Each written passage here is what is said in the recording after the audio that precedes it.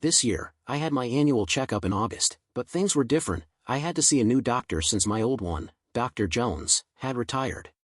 The new doctor, Dr. Jessica Harper, was a young, red-haired woman in her early 30s. I felt uneasy about her conducting the exam, mostly because of the awkwardness of the physical contact and my own embarrassment at the situation.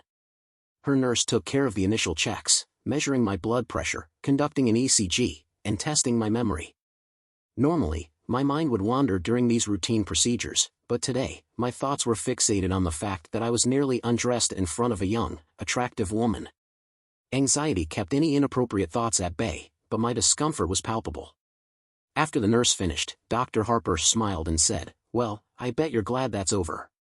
"Yeah, glad it's done." "Thanks," I replied with a forced smile. The rest of the examination went smoothly, with excellent blood work results and everything appearing normal. Just as I was getting ready to leave, she asked, "You have 3 kids, right?" "Yes," I confirmed. 2 boys and a girl." She hesitated before asking, "Were any of them adopted?" I was puzzled. "No, none of them," I said, trying to figure out why she would ask such a question. Dr. Harper blushed slightly and explained, "I'm new here, and I reviewed your medical history before our appointment." "But, never mind, it's not important." "Well, you should explain, doctor," I insisted. "This is my health we're talking about." Looking uneasy, she finally said, "Mr. Harris, you have a genetic condition. You've been infertile since birth." Her words hit like a sledgehammer. I stood there, stunned and unable to process what she was saying. "Infertile? Since birth?" I stammered, barely able to form the words. I demanded copies of my medical records immediately. 30 minutes later, I had them in my hands, and they only deepened my bewilderment. At 48, married to my wife, Sarah, for 26 years, we had 3 kids, Jason, 24, Megan, 22, and Evan, 20, or at least that's what I thought. Jason is married and expecting his first child, Megan just graduated college, and Evan is in his junior year. But now, everything was in question. I couldn't bring myself to fully believe Dr. Harper's diagnosis, so I reached out to an old friend from college, Mark, who is a doctor in New York. I emphasized that our conversation needed to be strictly confidential. I sent Mark a detailed email and waited, checking my phone obsessively until he finally called me back at 3:30. "Ted, this condition you have, it's true. You were diagnosed at birth with a rare disorder that causes infertility. I'm assuming you didn't know?" Mark said, his voice tinged with concern. "No, I had no idea," I confessed, feeling a mix of anger and confusion. "When you were born, there was nothing that could be done about it," Mark explained. "But in the last decade, advances have been made. I'll send you some information." I thanked him, but the words felt hollow. "Hey Ted, don't you have kids?" Mark suddenly asked, catching me off guard. "Yeah. I do," I answered, feeling a knot tighten in my chest. He paused before saying, "Well, take care, man." I hung up, overwhelmed by the implications. The next day, I contacted a DNA lab and arranged for several test kits to be delivered that same evening. They arrived at 5 p.m., and I slipped them into my briefcase, my mind racing with possibilities. I figured testing just one of the kids would be enough to start unraveling the truth. When I got home, my youngest, Evan, was lounging in the living room, buried in a book. My wife, Sarah, was in the kitchen, cooking dinner. She works as a realtor at an agency owned by my brother, Jeff. The smell of grilled salmon filled the air, and we sat down to a quiet meal. I noticed Sarah's curious glances. She could sense my unease, but Evan seemed oblivious. Sarah, at 48, still looks like she did in college, slim, with dark brown hair and eyes like mine. After dinner, while Evan was engrossed in his book, I quietly took the glass he'd used, wiped the rim with a swab, and collected hair from his brush. I also swabbed the inside of his sneakers, grabbed a shirt from his laundry basket, and swabbed my own cheek. I sealed the samples, my heart pounding, and stashed them away in my briefcase. That night, after Evan went to his room, Sarah approached me. "Ted, you seem off. Did something happen at your checkup?" I tried to play it off. "No, everything's fine. Just, a new doctor, you know." She pressed on. "What's she like?" "Young, redhead, attractive." I was just a bit nervous, that's all, I admitted, though my nerves were on edge for entirely different reasons. Sarah smiled, teasing lightly. You didn't get over your nerves, huh? No, I replied, voice tight. I just couldn't shake it. Sarah reassured me, well, I'm seeing her next week. Maybe I'll ask her to check on you. That night, I couldn't bring myself to be close to Sarah. I turned down her advances, citing exhaustion. She took it gracefully, but the tension was palpable. The next morning, I personally delivered the DNA samples to the lab, paying extra for expedited results, which were promised by Friday. Back at work in Washington, my mind was miles away. As a senior lawyer at an investment bank, my job requires intense focus, but all I could think about were the test results. Cycling to work helped ease my anxiety, but by the time I got home that evening, I was on edge. Sarah had left a note on the counter, went out for dinner and a show. See you later. Normally, these outings were no big deal. She often went to plays or met up with friends. But tonight, something felt off. I checked the location tracker on her phone, something I'd never felt compelled to do before. My stomach sank when I saw she wasn't at any theater. Instead, she was at a motel near the Rockville border. I tried talking to Evan about college, he was looking forward to it, but his recent breakup with Lily left him a bit downcast. I went to bed early, trying to escape my own thoughts. Sarah came home around 11 p.m., tired and distant, slipping into bed without bothering to shower. When I reached out to her, she pulled away slightly, making her lack of interest clear. I was probing, trying to confirm my suspicion of infidelity, but the identity of her lover remained unknown. Her behavior was distant, cold, and uncharacteristic, and it only fueled my doubts. The next morning, I rose early, showered, and cycled to work, hoping the morning exercise would clear my head. I plunged into a busy day, trying to drown my anxiety at work. But at 1 p.m., my focus shattered when the DNA lab called with the results. A few minutes later, they emailed the report. My breath caught in my throat as I read it. Evan's DNA matched my nephew's. The shock nearly knocked me out of my chair. I have only one brother, Jeff, 3 years older than me. He was my rock growing up, always there when I needed him. Jeff and I are similar in stature, both about 5 feet 11 inches, average build. He was always the athlete, excelling in school sports, and even played basketball in college, though he never reached star status. After graduation, Jeff pursued a career in real estate, eventually founding his own successful firm. He married his college sweetheart, Lisa Wilson, and they built a life together, raising 3 children who are all now college graduates. Sarah joined Jeff's firm 4 years ago after leaving her job as a teacher, claiming she wanted something more stimulating. Despite my substantial income, she said she needed a more fulfilling career, though I never really believed her. Now, faced with the DNA results, my mind raced. All 3 of my children, Jason, Megan, and Evan, were born in late September, right around the time we had planned to start our family each year. Sarah and I had made the decision to have kids around Christmas, with Sarah going off her birth control. We'd spend months trying to conceive, timing it perfectly during the holidays when our extended family, including Jeff and his family, were always around. I recalled how Sarah and her friend Karen Green had started attending week-long meditation retreats right after Christmas, heading out to centers in the Tennessee mountains from Boxing Day until New Year's Day. Sometimes, they even stayed longer, extending their retreats by an extra week. When Jason was born, Sarah missed the retreat that year, but I attended. The next September, when Megan was born, they skipped the retreat, with Sarah busy nursing. But by the time Megan was 15 months old, Sarah was back at it, attending those retreats annually. Evan's birth the following September marked the continuation of these so-called meditation getaways. I realized that these retreats conveniently ceased when Sarah began working for Jeff. Karen, Sarah's longtime friend, had joined Jeff's company when he first established it, meaning the 3 of them worked together for years. It all started to make sense. The following weekend, we drove Evan back to college. I rented a minivan, and we enjoyed a pleasant 2-hour drive on Saturday, though my thoughts were miles away. We had lunch with Evan and helped him move into his apartment with his new roommate, Mike Watson. After saying goodbye to Evan, Sarah and I were finally alone on the drive back. I must admit, I was distant, wrapped in my own thoughts, and Sarah noticed. She asked if something was bothering me, but I deflected her inquiries, mumbling about work and other trivial worries. The rest of the drive home, about an hour, passed in near silence. After dropping her off, I headed straight to a local bar, needing to drown the swirling thoughts in my head. I sat there, drinking beer after beer, trying to piece together how Sarah could have possibly kept this affair hidden for so long. It wasn't just a fleeting mistake, it was years of deceit. The more I thought about it, the more convinced I became that Sarah and Jeff had been involved for years, their relationship extending far beyond what I'd ever imagined. I couldn't help but wonder if they had used those meditation retreats as cover, sneaking off to motels or finding stolen moments whenever they could. The thought of Sarah and Jeff meeting in some cheap motel bar, laughing behind my back, made my blood boil.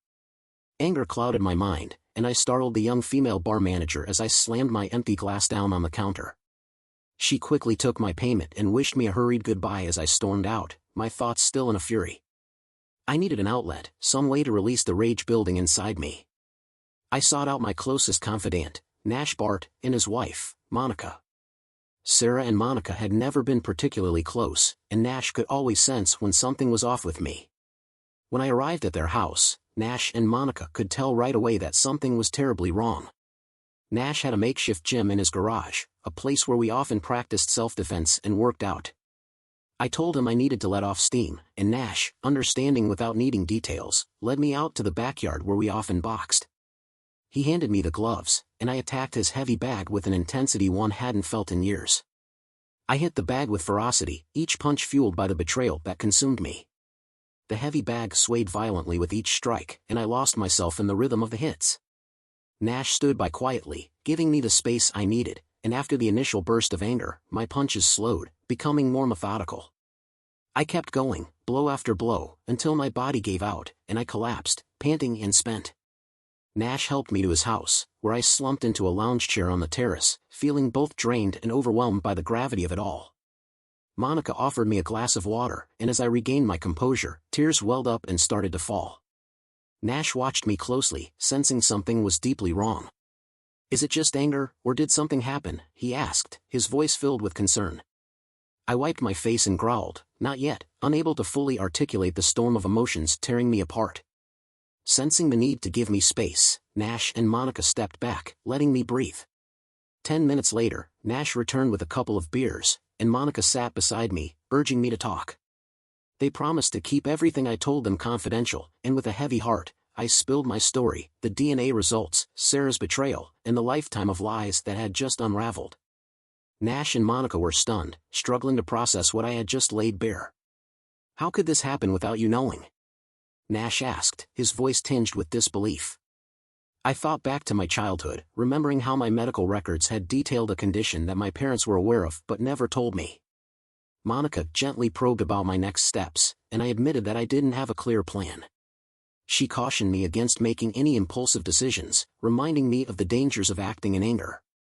The thought of prison loomed, and I knew she was right, retaliation could destroy what little I had left. Agreeing with Monica, I decided it was best to head home and avoid a confrontation with Sarah for the time being. When I got home, Sarah was waiting at the door, her face lined with worry. "Where have you been?" she asked, her voice edged with concern. I concocted a quick story about stopping by Nash's place for work and grabbing a few beers afterward, apologizing for not calling. After a quick shower, we had dinner together, though the atmosphere was thick with unspoken tension. The following Sunday, we tried to regain some sense of normalcy by going out for a picnic and rollerblading at a local park, but the distance between us was undeniable. The physical closeness was gone, leaving Sarah confused and visibly disappointed. The next morning, I turned my attention to legal and financial matters. I consulted a lawyer and visited the bank and HR department to make adjustments to my accounts. I needed to understand the divorce laws in our state, and I wanted to be prepared. I met with Rachel Brown, a no-nonsense lawyer who agreed to quietly file a petition on alternative grounds, keeping it hidden from Sarah until I was ready to act. That evening, with a clear plan in mind, I installed tracking software on Sarah's phone and discreetly placed voice recorders around our house and in her car. I needed evidence, proof of everything I suspected. I suggested to Sarah that we host a small get-together with Jeff and Lisa on Friday. Throughout the week, I stayed late at work, citing important tasks, keeping my distance from Sarah. On Wednesday, I made it home on time, putting on a cheerful facade during dinner, but the absence of affection was obvious, and Sarah was visibly disappointed by my coldness. After Sarah went to bed, I retrieved the files from the voice recorders and started to go through her phone logs.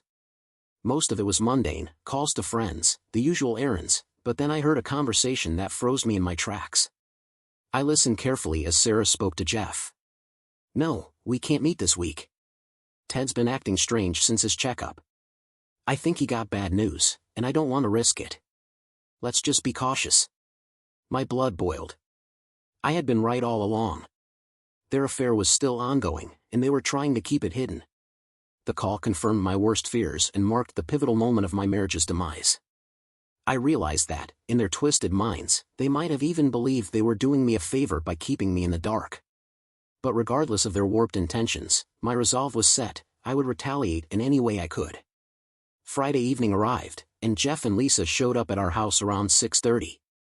Sarah and I had spent the afternoon preparing food, grilling burgers and fries, and putting together a salad. Throughout, I deliberately avoided Sarah, my disdain simmering just below the surface. She noticed, of course, but didn't say a word. When the doorbell rang, she glanced at me with an anxious look. "I hope you're not in a foul mood, Ted," she said quietly. I didn't respond, opening the door to greet Jeff and Lisa. Lisa gave me a warm hug, but when Jeff tried to do the same, I turned away coldly. I poured drinks, beer for Jeff, white wine for Lisa, and we all sat on the terrace, the tension palpable. As we sat down, I looked directly at Sarah and said, "I'm divorcing you." My voice was calm but resolute. "On Monday, you'll receive the divorce papers. And Jeff, you're going to pay child support for the years I've raised and financially supported your children." Sarah broke into tears, her face a mixture of shock and devastation. Jeff shot up from his chair, towering over me, his face twisted with rage. "You're a damn fool, Ted. You have no idea what you're doing," he spat, his voice seething with fury. He lunged at me, swinging wildly. I dodged his blows, staying seated in my chair, but when he got too close, I retaliated with a swift punch to his abdomen. Jeff doubled over, gasping for air, but I didn't let up. I hit him again, this time knocking the wind out of him completely. He struggled to stay on his feet, but I delivered a third blow to his stomach, sending him reeling. Amid the chaos, I barely registered Sarah's frantic cries. My focus was entirely on Jeff. I grabbed him by the collar, lifted my knee, and drove it into his groin. Jeff collapsed, and I tossed him aside like trash, turning away as he groaned in pain on the terrace floor. Lisa rose to her feet, her eyes fixed on Sarah, who had rushed to Jeff's side. Jeff was conscious but clearly hurt, his body racked with pain. Sarah looked up at me, her face wet with tears, and shouted, "You had no right to hurt him." "None." Her voice broke as she continued, "You're barbaric, Ted. You could have killed him." I glared at Sarah, my voice cold and unyielding. "I still might," I warned. "And don't think you're off the hook, Sarah. You're a conniving woman, and you've got a minute to get him out of my sight before I finish the job." Sarah paled at my words, slowly retreating from Jeff. She struggled to lift him, his body limp and uncooperative. Desperate, she turned to Lisa for help. "Please, help me with him," Sarah pleaded. Lisa, who had been watching in stunned silence, snapped out of her daze. She glanced at Sarah and then at Jeff, her expression hardening. "No," she said flatly. "You two deal with this yourselves. I've had enough." Sarah managed to drag Jeff onto a patio chair, then staggered inside to gather her things. I turned to Lisa, who looked surprisingly composed given the chaos. "So, you didn't know?" I asked, half expecting the worst. Lisa shook her head, her eyes filled with a mix of anger and resignation. "I've had my suspicions about Jeff for years, but never with Sarah. I think they're still seeing each other, but who knows? Maybe she's fooling around with others too." As she spoke, the garage door rumbled open, and we watched as Sarah helped Jeff into the passenger seat of her SUV. They drove off without another word, leaving a heavy silence in their wake. Lisa stepped inside the house, her usually composed appearance marred by smudged makeup and tear-streaked cheeks. She was a well-dressed, poised 46-year-old woman who carried herself with an air of dignity, even in the midst of all this mess. I offered her more wine, but she declined, instead asking me to explain everything. I did it, I admitted, sitting across from her at the kitchen table. We talked about the past, about Jeff's so-called ski trips and the lies that had piled up over the years. We speculated about the times and places where Jeff and Sarah might have met, but ultimately, it was all too much. "I'm done," Lisa sighed. "I've always suspected, but this is beyond anything I imagined." After dinner, we continued talking about practical matters, future living arrangements, divorce proceedings, and what came next. I told Lisa about the apartment I had lined up near my office, assuming Sarah and I would split the assets, including the house. For now, though, I decided to stay put. Lisa, still reeling from the evening's events, decided to stay in the guest room for the night. I checked to make sure the room was ready, fetched her a towel and toothbrush, and tried to make her as comfortable as possible. Before heading upstairs, Lisa paused. "You know, Ted, I've always liked you. I never cared much for Sarah. She always thought she was better than everyone, and now I understand why." I nodded, offering a faint smile as I watched her head to bed. The next morning, I was up early, surprised that the police hadn't shown up. It was clear that neither Jeff nor Sarah wanted any more unwanted attention. I asked Lisa about her plans, and she said she would stay with her mother until Jeff moved out of their home.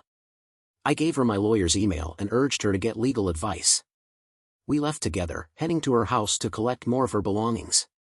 I retrieved a pistol from my safe, just in case, and followed her, noting that Sarah's car was nowhere in sight. The house was eerily quiet, deserted, and as we walked through, I couldn't help but reflect on the damage that Jeff had caused. Lisa sat down, looking troubled. "I wonder where they've gone," she said quietly. "Let me check," I offered, pulling out my phone to track Sarah's location. This time, her phone pinged at Cambria Hospital, confirming that Jeff was there, likely nursing his injuries. I relayed the information to Lisa, and she resolved to return home and change the locks, determined to start anew. We stopped by Home Depot for new locks, and I spent the morning installing them for both of us.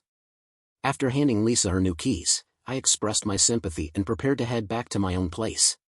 She offered to cook us a meal, and we wrapped up the task of securing our homes. As I returned to my house around 4 a.m., my phone rang. Detective Norman Davies was on the line, his voice grim. "I'm at 204 Western Street, where Mrs. Lisa Miller is currently located." "Is she the second witness, the wife of the victim?" he asked. "He's not a victim, Detective." "And yes, that's her," I replied. "Will you come down here?" he asked. I glanced at the clock and replied, "I'll be there in 15 minutes. Detective Davies, an African-American man of broad stature with a fair complexion, arrived in a sharp suit and polished moccasins, exuding a calm but authoritative presence. Lisa greeted him at the front door, where he introduced himself and asked, "Are you both comfortable?" "No," Lisa shot back. "It's our spouses who betrayed us, not us." She glanced over at me, then added with a resigned calm, "For now." Her words hung in the air, and I caught a glimpse of something almost inevitable in her eyes. James eyed us both, then smirked. "Maybe you two will get lucky, huh?" he said casually. "Maybe," I replied, casting a quick look at Lisa, who held my gaze with a steady intensity. There was a strange dynamic unfolding, one that didn't quite fit the seriousness of a police investigation. James turned his attention back to the task at hand. "I'd like to speak with Mrs. Miller first," he said, and Lisa led him to the back patio. As she walked past me, she whispered, "I mean this." Her cryptic comment threw me off. I wasn't sure what she was implying, but it lingered in my mind. I watched from inside as the detective activated his phone recorder and started his conversation with Lisa. They talked for about 20 minutes, her expressions shifting between anger and calm resolve. When they were done, she motioned for me to join them outside. As I passed by, she murmured, "This is real," her voice soft but determined. James confirmed he was recording and prompted me to recount what had happened. I took a deep breath and began explaining how I'd discovered the truth, that my children were actually Jeff's. I described Friday's dinner, Jeff's reaction, and the altercation that followed, trying to be as precise as possible. James listened carefully, his face unreadable. When I finished, he asked how I had found out. "Chance," I said, avoiding any detailed explanation. I wasn't ready to delve into the specifics. "All right, well, Mr. Miller, your account matches up with what your wife and Mrs. Miller said." "I haven't spoken to your brother yet," James noted. "Why not?" I asked, puzzled. James leaned back, his tone measured. "Based on my discussion with your wife, it seems like Jeff was the one who instigated, and you simply reacted. He's not in great shape right now, and they're keeping him for some tests. Tests? I echoed, meeting his gaze. James nodded, emphasizing the gravity of the situation but then offering a slight, almost playful smirk. Let's see what the district attorney thinks, he said, standing up. I'll be documenting all of this and sending it over. She'll decide the next steps. I'll also speak with your brother. As I walked James to the door, Lisa joined us, and we saw him off together. Hope you two have a pleasant evening, he said, tipping his head before heading to his car. Lisa closed the door behind him, then turned to face me, her expression shifting to something more inviting. Dinner? She asked, smiling lightly. There's a big salad in the fridge. No need to rush. Her voice carried a hint of something more, and I couldn't help but admire her directness. Women had a way of making their intentions clear, and Lisa was no exception. I stepped closer, and before I could second-guess myself, I kissed her. She responded without hesitation, her arms wrapping around me as we moved to the sofa. Our kiss deepened, a mix of shared pain and unspoken desires. I undressed her slowly, feeling the simmering anger still present in her movements, but it was laced with something else, urgency, need. I watched as she slipped out of her dress, and for a moment, I wondered if she had planned this all along, dressing to seduce. Either way, it worked. Our encounter was intense, driven by lust rather than love. I brought her to climax multiple times, each one more fervent than the last, before reaching my own release. Afterward, Lisa rose slowly, taking my hand and leading me to the kitchen.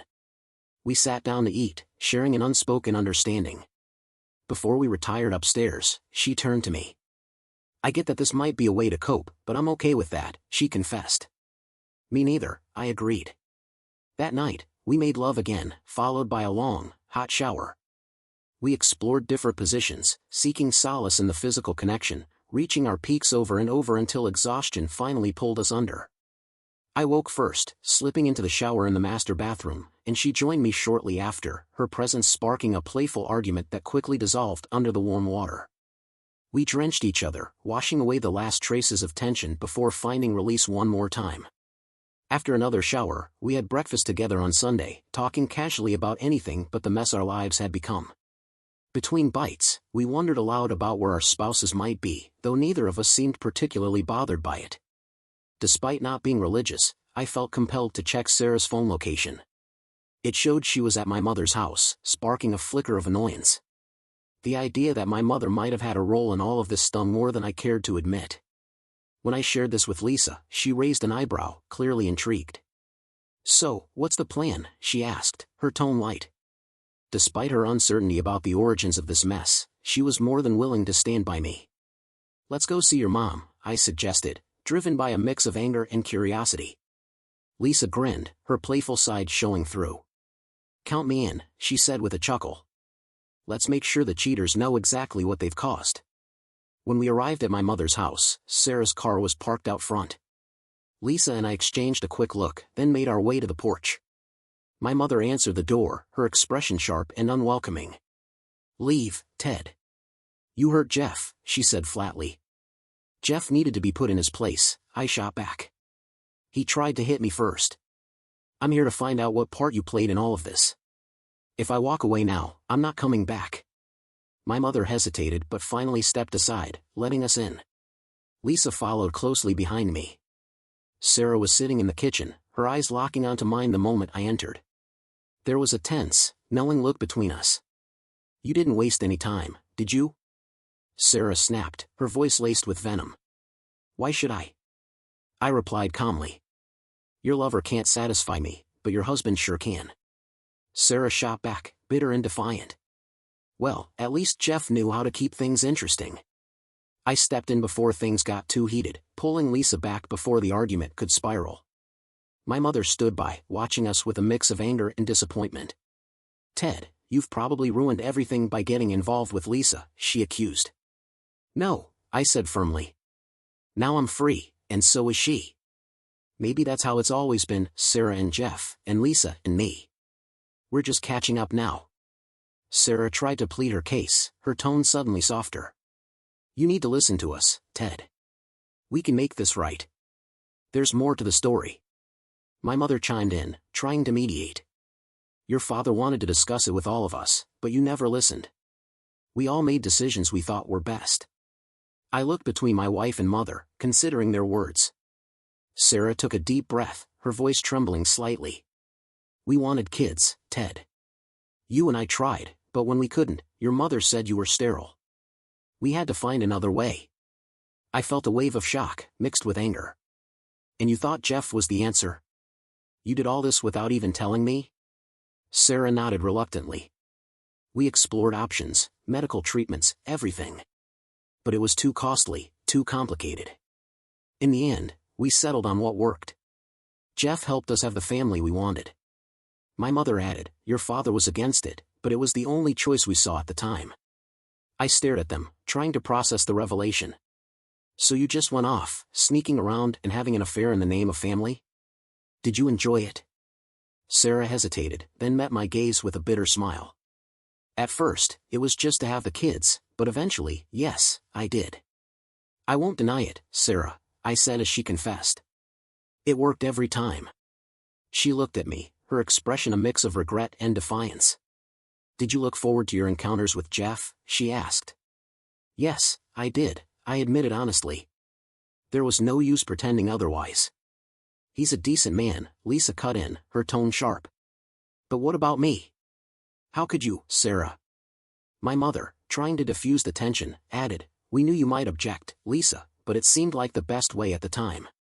Well, you were right, I objected then, and I object now, Lisa stated firmly. This is why we're getting divorced. She looked at me. I bet Ted agrees. Sarah tried to reason, no one needs to get divorced. Neither of you knew anything, and until now, everyone was happy. Happy? I scoffed. Sarah, my medical exam revealed I've been infertile since birth. I took DNA from Evan. Sarah turned her gaze away, avoiding my eyes. Now you know everything, Ted, Sarah said softly. We can get through this. You love those kids. Do you still love me? I looked at her and said, but Sarah, you both cheated on us. Even after 3 kids, you kept going, especially after you started working at his company. Lisa, unable to hold back her anger, shot back, and what about you, Sarah? How many times have you and Jeff been together in the last year? Sarah glanced down, but didn't answer. My mother watched, almost pleadingly. Please tell me it's not true, she said. We fell in love, Sarah confessed, her voice trembling. We were compatible in every way, so we continued to meet. Yeah, like last week at the Shady Pines Motel, I added, catching Sarah off guard. How did you know? She stammered. Did you hire a detective? No, I said calmly. I just activated the locator on your phone. Sarah sighed, I'll stop. I'll stop everything. I just need you, Ted. Lisa, unfazed, said, I want him too, Sarah. You can leave with Jeff. There's no going back. My mother, overwhelmed, sank into a chair, looking pale. Mom, are you okay? I asked, concerned. She started to cry. What have I done? Secrets and lies just lead to more of the same. We should have told Ted from the start. Sarah, feeling remorseful, whispered, if we had, none of our kids would exist. Lisa, however, was unrelenting. You're missing the point, Sarah. You, Jeff, and my mother schemed behind our backs. You stole our lives. It's all been a lie. I felt the weight of everything and slumped into a chair, overcome with sadness. Sarah tried to comfort me, but I pushed her away, tears in my eyes. Never again, Sarah. Never again. Lisa hugged me from behind as we both cried. After a while, we stood up and left together, leaving Sarah and my mother behind. They didn't follow. Back at Lisa's house, we weren't in the mood for much. We spent the day working in the garden, mowing the lawn, trying to keep busy. Over lunch, we started talking about the future. Are you really sure about the divorce? I asked Lisa. I feel the same way you do, Ted. They took our lives from us. I'll talk to Rachel tomorrow, and we can go together. But there's no way back, it's been too much, Lisa said, her voice steady. I thought about the kids. Maybe they should know, I mused. If there's a divorce, how do I tell them? Should I call them or write a letter? Lisa pondered it. Maybe a letter would be best. So after lunch, I wrote a letter to my 3 children, explaining what had happened and reassuring them they would always be my kids and that I'd always love them. I sent it as an email, asking them to call me. An hour later, my phone rang. It was Megan. "Dad, are you okay?" "How are you?" she asked, her voice full of concern. "It's tough, Megan, but I love you, and you'll always be my daughter," I said. "We'll figure this out somehow." "I love you too, Dad," she said. "I don't know what to think about Mom and Grandma. How could they?" We talked for a while, and after hanging up, Brandon called a few minutes later, and our conversation was similar, full of love and confusion.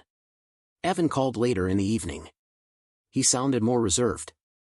"I noticed things about Mom over the years, but I didn't really put it together," he confessed. "But it's in the past now." We ended our call on a quiet note, and I was left wondering how much he knew or suspected. Lisa was in the kitchen, flipping through an old photo album. I joined her, looking at pictures of our families. After a while, tears filled our eyes. "Maybe this wasn't such a good idea," she said softly. "No," I said, holding her close. "We need to face it, Lisa. We need to understand what's been lost." We shared a deep kiss, comforting each other with the memories. Though we slept in the same bed that night, there was no intimacy, just a shared sense of loss. The next morning, we visited Rachel Brown, the lawyer. She seemed a bit uneasy discussing our cases with both of us there, but we insisted. Rachel explained the basics of divorce, noting that infidelity was still a ground, though not always favored now. Our situation was unique, though, and we worked out a plan where we'd each file for divorce, and I'd sue Jeff for alimony. Rachel suggested that Lisa stay away when discussing Jeff's finances since they were intertwined. We spent the day sorting things out, and afterward, we had a late lunch at an Italian restaurant before heading back to Lisa's house. Once inside, Lisa looked around, taking in the familiar surroundings. She turned to me with a look of determination. "I want you to make love to me in her bed." "Now," she said softly but firmly. I couldn't deny her. I picked her up, carried her upstairs, and playfully tossed her onto the bed. We undressed slowly, and though it felt odd at first, we soon got lost in each other. Lisa was assertive, and when we finally reached our peak, she let out a satisfied sigh. Afterward, she smiled and said, taking her husband on her bed felt good. I chuckled, acknowledging her need for closure. We spent the night together, and by morning, the experience had been both tender and freeing. The next day, Sarah called me at work, asking me to pick up my things from the house. When I arrived, she looked angry, accusing me, "You had her on my bed." "She wanted it that way, Sarah," I said calmly. "It's done." Sarah gathered her things, and as she left, she asked if there was any chance left for us. "No," I said. "It's really over." Sarah seemed resigned as she drove away, and I felt a strange sense of finality. Life was moving forward, slowly but surely, and though it wasn't easy, it was finally on our terms. Sarah asked where I was staying, and I told her I was back at my mom's place, in my old room. There was a bitter irony to it, being back where it all began. I asked about her and Jeff's living situation, and she mentioned they were thinking of renting one of the houses nearby. She seemed unbothered by the idea of Jeff coming back. I asked about the kids, and she admitted she was worried they might hate her now. She hadn't heard from them since everything came out and blamed me for that. Our conversation quickly turned into an argument, with Sarah venting her anger at me, accusing me of making things worse. I felt myself getting overwhelmed and eventually just walked away from the fight. I agreed to meet her at the house at 6. She arrived right on time, which surprised me. As she stepped out of the car, I unlocked the door, and she went straight upstairs. Moments later, she screamed, "You had her on my bed. I can't believe you did this." I stayed calm. "She wanted it that way. She wanted revenge for what you and Jeff did," I explained. "And honestly, that's not even enough." Sarah looked at me, seething, but didn't have much to say. She gathered her clothes, and I helped her carry them downstairs, along with a few toiletries. She hadn't even noticed that some of Lisa's clothes were missing. Before she left, she turned to me one last time. "Is there any chance for us?" "No. None," I said, meaning every word. "It's over, Sarah." She looked down, not surprised but still hurt. "I really wanted us to be a happy family," she confessed quietly. "I thought this was the best way, but everything went wrong." "Your apologies don't mean much," I said, my voice calm but firm. There's no making up for what you did. You had kids with another man and lied to me for years. An apology won't change that, and I don't believe you're sincere. Sarah just nodded, got into her car, and drove off without another word. The next day, she was served the divorce papers at work, while Lisa was at the hospital with Jeff. After lunch, my mother called me. "Ted, did you really have to rush things with the divorce papers? If you calm down, maybe you can work it out." "Mom, it's not just about the papers," I said, trying to keep my cool. "Sarah's been having an affair with Jeff for years." "Ted, don't take that tone with me," she replied sharply. "And remember who started all this mess." "Oh, I remember, Mom," I said, exasperated. "Everything was fine until last week." I hung up, still unsure what to do next, but I knew it wasn't up to me to fix what had been broken. Jeff was discharged from the hospital on Friday, but he couldn't go back home. Lisa wouldn't have it. Instead, he ended up staying at my mom's house, where Sarah was also living. I didn't care that their affair was still going on, even in my old room. But if my mother was okay with it, then I was done with her too. I talked it over with Lisa, and we decided to find out for ourselves what was going on. I still had my house key, so we waited until 2 a.m., then drove over. I used the key to let us in through the back door, bringing a pistol just in case. Lisa waited downstairs while I crept up to my old room. As I expected, they were there, both in bed. I turned on the light and took a few photos on my phone. Sarah screamed and pulled the blanket over herself, while Jeff, still bandaged from his surgery, could barely move. Mom rushed down the hallway when she heard the commotion. "Ted, don't jump to conclusions," she yelled. "I'm not jumping to conclusions," I said calmly. "I'm seeing exactly what you're letting happen." I went back downstairs, where Lisa was waiting. "Guess what? They're together," I said. "Yeah, I figured," Lisa replied. We were ready to leave, but Mom and Sarah followed us down. Sarah was wearing a robe, and Mom was trying to keep the peace. "They're adults, Ted. What can I do? Throw them out? This is my old bed," I snapped. "Jeff's only here to be with her." Sarah scoffed, "He didn't even sleep with me." "You hurt him too badly." I laughed bitterly. "As if you'd let that stop you." I turned to my mom. "I'm done with you. I'm still your son, but you've chosen your side." Lisa and I left, heading back to her house, and crawled into bed around 4 a.m., drained but determined to move on. The divorce went through, and Sarah and I sold the house, splitting the money. She received no alimony, and the judge didn't show much sympathy for her actions. My kids adjusted, though they distanced themselves from Sarah. Megan and Brandon cut off all contact except for a Christmas card, blocking her calls. Evan still spoke to her occasionally but wasn't as close as before. He spent most of his summers with me and avoided Jeff whenever possible. Sarah tried to meet up with him a few times, but Evan never wanted to be around Jeff.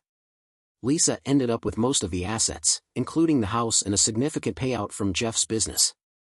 Jeff moved into a small apartment near his office with Sarah. A week after the divorce, Lisa and I had a candid conversation. While we still enjoyed each other's company, we both realized our relationship wasn't built to last. We agreed to stay friends, occasionally seeing each other without any expectations. I eventually had surgery that resolved my fertility issues, something I considered a win amid everything else. One evening at the gym, where Nash and I practiced self-defense, I spotted a woman fiercely working a heavy bag. She exuded confidence and looked incredible. After she finished, she turned and jokingly asked if she had scared me off. I laughed, put up my hands in surrender, and introduced myself. Her name was Hilda Marks, a 36-year-old single mom who had left her husband on the West Coast. We hit it off immediately and met up for coffee at a nearby shop, talking for hours. It took just 2 weeks before she visited my bungalow and stayed the night. Hilda was spirited but grounded, and we quickly found our rhythm together. Hilda had a son, Donald, who was 16 and a baseball player like me. We bonded over the sport, and soon I was helping out with his school team. 6 months after meeting, Hilda and I got married, and she was expecting. Her son moved in with us, and we set up our new life in the house I had bought next to my old one. Not long after, our son Thomas was born, and he brought joy back into my life. Sarah and Jeff became distant memories, fading into the past. Sarah started dating a younger man, and Lisa found happiness with her college sweetheart, James Wilder. We all found a way to move on. Hilda and I bumped into Lisa and James occasionally, and I could tell she was happy. I still hadn't fully forgiven my mother, but when Thomas was born, she was there, doting on her grandson. Hilda encouraged me to keep some ties, and I respected her for that. My mom passed away in June, and at the memorial, Jeff stayed at a distance. I didn't approach him. Our past was over, and I was focused on my future with my new family.